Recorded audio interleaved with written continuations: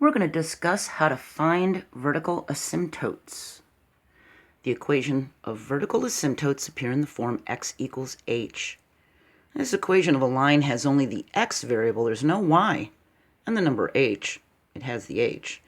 A vertical asymptote occurs in the rational function y equals a quotient of f of x and g of x. If x and g of x have no common factors, and it appears at whatever values the denominator equals 0, so g of x is going to equal a 0. This means the vertical asymptotes occur at values that don't fall in the domain of the rational function. You know, denominators of 0 means it's undefined, right? A discontinuity is a place where a rational function doesn't exist. There'll be a break in the flow of the numbers being used in the function equation. A discontinuity is shown by a numerical value that tells us where the function isn't defined.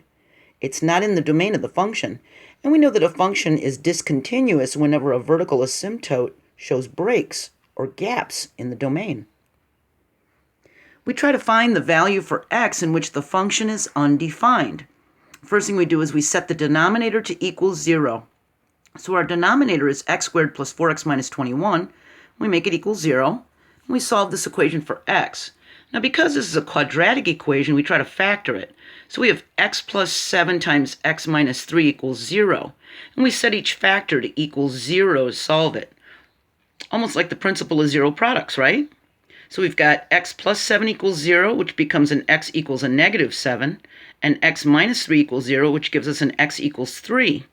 Those are the equations of the vertical asymptotes. X equals negative 7 and x equals 3. Take a look at this one. We've got the g of x. Look at our denominator, 4 minus 3x. We set it to equal 0. We add a negative 4 to each side of the equation. We get a negative 3x equals negative 4. We divide each side by the coefficient negative 3. This becomes a positive, and the vertical asymptote is x equals 4/3. Isn't this easy? Take a look at this one. This one's even easier. H of x. Now our denominator is x plus 2. So all we have to do is add a negative 2 to each side, and we get x equals a negative 2. That's our vertical asymptote. It would be negative 2. We could find our horizontal one, and then we could draw our curves, couldn't we? Now take a look at this one. There's no common factor in the numerator and denominator. We set the denominator to equal 0. We factor it. We simplify it and solve it for x. The equations of the vertical asymptotes are x equals 1 and x equals 3. Now we have 2, don't we? We've got x equals 1 and x equals 3.